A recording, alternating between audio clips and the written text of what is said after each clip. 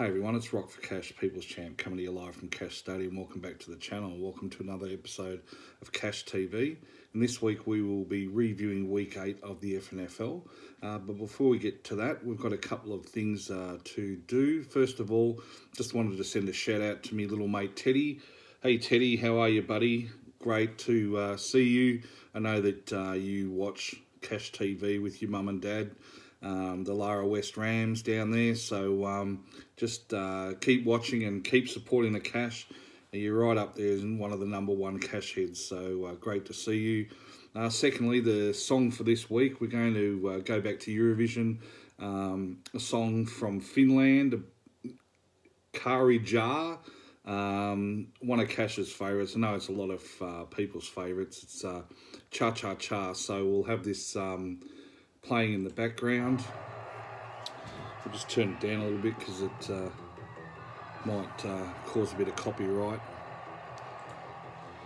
Alright, week 8 of the FNFL. Thought we'd do something a little bit different this week and just go through and have a look at the recaps that the FFL website actually put out every week, just as a little bit of a summary of what happens in each game.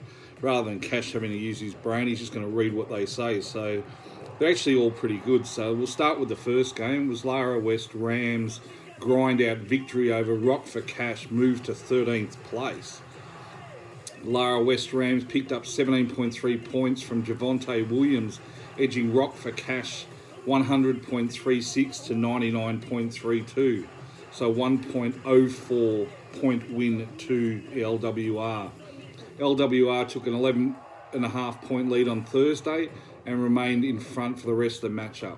It could have gone either way, with a 1.04 point margin being the smallest recorded in the league this season. LWR have now climbed to 13th place and Rock for Cash drops to 7th. Javonte Williams and Saquon Barkley had plenty of chances for LWR, but they logged just 226 total yards on 69 combined touches between them. Since Williams was a top point getter for LWR, it means a different player has led the team in each of their last 4 weeks. With 20.1 points, Stephon Diggs paced the squad in Week 5, Harrison Butker 16 in Week 6, and Saquon Barkley 17.3 last week. So well done to Lara West Rams, 1.04 point win to them. So well done. In the next game, Smooth Criminal were up against the Browns. With their stars coming up big, Smooth Criminal smashes the Browns. Carried by the trio of Gus Edwards, Jamar Gibbs and Jordan Addison, Smooth Criminal tore apart the Browns 137.78 to 75.18. That threesome teamed up to score 73.7 points, clearly outpacing Marquez Brown, Bijan Robinson and Brandon Aubrey 36.5 points combined, the top three of the Browns. Edwards scored 3 touchdowns, accounting for 28.4 points. Gibbs came through with 27.4 and Addison 17.9. Edwards also recorded his highest total of the season, with Gibbs tallying his highest point tally of the season also. Smooth Criminal had the highest score of the week, as well as the second largest margin of victory in the league this season. Smooth Criminal now climbed to 11th place, while the Browns stay in 4th. Madison had plenty of opportunities for the Browns, but can only manage 33 yards on 17 touches. Smooth Criminal was on a different level in the backfield, as they started 2 of the league's top 10 overall running backs this week, including Edwards, who was in the top 5.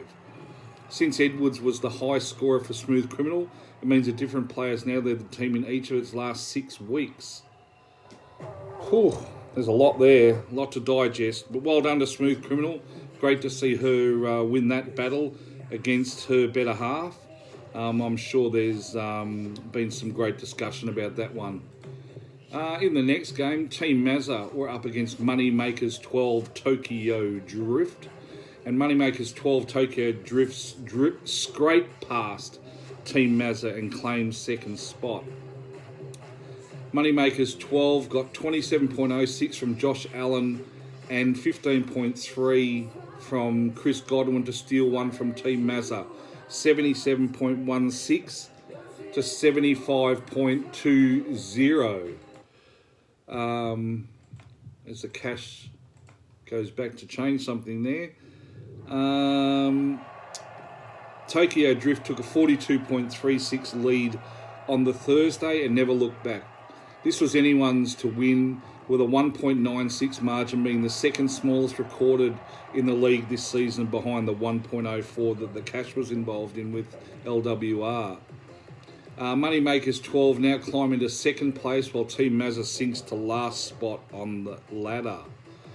There was one starter on the Moneymakers who missed out on opportunities despite being targeted 7 times. Puka Nakua could only manage 3 catches. Allen now leads the Moneymakers, scoring back-to-back weeks and for 3 of the last 4. So well done to Moneymakers. Team Mazza had their chances. They had Jacoby Myers playing on the Tuesday for... who's he play for? The Raiders against Detroit. He needed about 4.8 and got 2.4. Or I really need about 4.6 really. 2.4. Only had the 1 catch. Yeah, but that fucking Jimmy Garoppolo, I watched him. He's shit. No wonder they've dropped him. He is shit. Absolute shit. That would make Maz absolutely disgusted with that. In the next game, Mitch's Mongrels were hosting Little Waders, and Mitch's Mongrels silenced Little Waders, climbed to 9th place. Mitch's Mongrels clobbered Little Waders 128.88 to 87.36, while putting up their second highest score this week. Mitch's Mongrels took a 12.2 lead on the Thursday and maintained that advantage throughout the matchup. After dropping their last 3 matchups, Little Waders has had some misfortune lately. Mitch's Mongrels climbed to 9th spot, while Little Waders have now dropped to 12th spot. Little Waders had one fairly noticeable player that missed out on some opportunities. Devontae Adams could only reel in a single catch despite being targeted 7 times. Again, Jimmy G, you are shit. Brown has now led Mitch's Mongrels, that's AJ Brown, scoring back-to-back weeks and 3 of his last 5. So great win there by Mitch's Mongrels. Very sad for Little Waders. In the next game, the Dark Side hosted Herbert's Only Fans, and Herbert's Only Fans come from behind to wax the Dark Side and move to top spot. Herbert's Only Fans was clutch in prime time with 51.92 points on the Sunday night football, which is our Monday afternoon. 45% of their total score to crush the Dark Side, 115.72 to 80.04. The late heroics were a little unexpected, since they originally projected to put up 32.92 points, and they got 51. Herbert's Only Fan was led by Christian McCaffrey this week. 54 rushing yards, 64 receiving yards, a rushing touchdown, a receiving touchdown for a score of 26.8. And he scored the 2 touchdowns, which was great. Justin Herbert chipped in with 24.02. So Herbert's Only Fans, like it said, climbed to first spot, while the Dark Side have now dropped down to 10th. Since McCaffrey was the top point getter for Herbert's Only Fans, means a different player has led the team in each of their last 4 weeks. They've had Devon Aiken, Keenan Allen and Donta Foreman. So well done to Herbert's Only Fans. They seem to be going up and down, swapping with the Overlords and Moneymakers. So we'll just see how this one plays out. In the next game, Young Remix Killers are up against Shiva Kamini.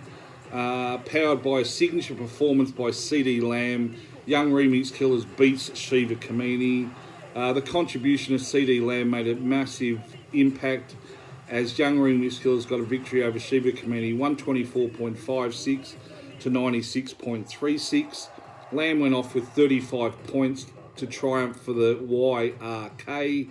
He racked up 158 yards as part of this huge game with 2 touchdowns, scoring 35, as I said. He also recorded the highest points total for the league this week, with 124.56. Young Remix Killers had their best total for the season also. Young Remix Killers played one starter with 0 points, while Shiva Kamini also served up one goose egg, meaning both teams left points on the scoreboard. So Young Remix Killers have now climbed to 5th spot, while Shiva Kamini has dropped to 6th. Each team had a starter who wasn't fully in tune with his quarterback. Young Remix Killers, Terry McLaurin, was only able to make 5 catches despite being targeted 12 times. Shiva Kamini's DK Metcalf caught 5 balls on 14 targets. Since Lamb was the top point scorer for the Killers, it means the different players led the team in the last 4 weeks. Had the Jets defence, Kyren Williams and Dustin Hopkins last week. Wasn't all bad news for Shiva Kamini though, as they did field a squad of real-life winners, except for the Buccaneers defence. All his other players actually won. So well done to Young Remix Killers back on the scoreboard with a win there. And finally, in the last game, the Overlords hosted Archie's All-Stars, and Archie's All-Stars win against the Overlords, oust them from first place, as I said. Archie's All-Stars knocks over the Overlords and off the top spot, beating them 127.50 to 121.76. They also put up the highest score of their season. Archie's All-Stars scored 42.1 more points than projected in their matchup and has beaten expectations every week of the season. Brock Purdy, acquired via free agency in week 3, made an impact, posting 16.3. Kenneth Walker really deserved more touches for the Overlords, as he put up a whopping 70 total yards on just 9 touches. It wasn't all bad news for the Overlords, as they did field a squad of real-life winners. Every starter except George Pickens won. Their NFL team actually won. Eddie Ann now leads Archie's All-Stars in scoring in their last 3 weeks. So there we have it. Summary of Week 8 of the FNFL. Cash might go back to just ad-libbing his stuff moving forward. There's a lot to read there. But like I said, the recaps are really good. They usually come out on a Thursday morning. Just gives you a little recap of all the different games and how everyone went. But like I said, Lara West Rams beat the Cash, Smooth Criminal beat the Browns, Moneymakers beat Team Mazza, Mitch's Mongrels beat Little Waiters, Herbert's Only Fans beat the Dark Side, Young Remix Killers beat Shiva Kamini, and the Overlords lost to Archie's All-Stars. So we'll just quickly run through the ladder. We sort of mentioned it all the way through there. We've got 2 teams on 6 and 2 now. We've got Herbert's Only Fans on top, Moneymakers 12, Tokyo Drift are in second. 3 teams on 5 and 3, the Overlords in third, the Browns in fourth, Young Remix Killers in fifth. We've got 5 teams on 4 and 4, Shiva Kamini in 6th, Rock for Cash in 7th, Archie's All-Stars in 8th, Mitch's Mongrels in 9th, the Dark Side in 10th.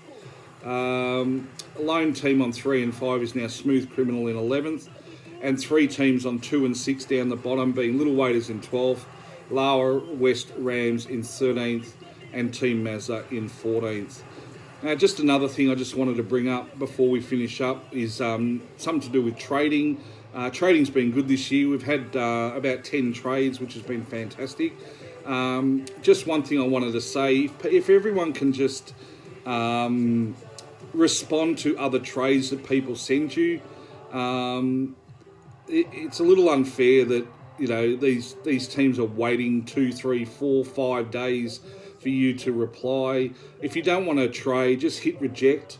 It lets them move on to try and get a trade somewhere else. But I know it's very frustrating, especially with some coaches in this league who only look at their teams maybe once a week. If they can just look at it a little bit more, that would be fantastic. It just makes trading a little bit more fun. It helps, these teams get out and about and try and find their proper trading spots. So yeah, trading will finish up in about 3 weeks' time too. So there's not a lot of time left for trading. But like I said, we've done well this year. We've had about 10 trades, so that's usually pretty good for us.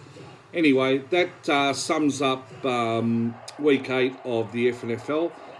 Cash will be back probably tomorrow with his preview of week 9. So yeah, hopefully you enjoyed that. A lot of talking by the Cash, but yeah, that's how it is sometimes. All right, guys, have a good one. That's the Cash out.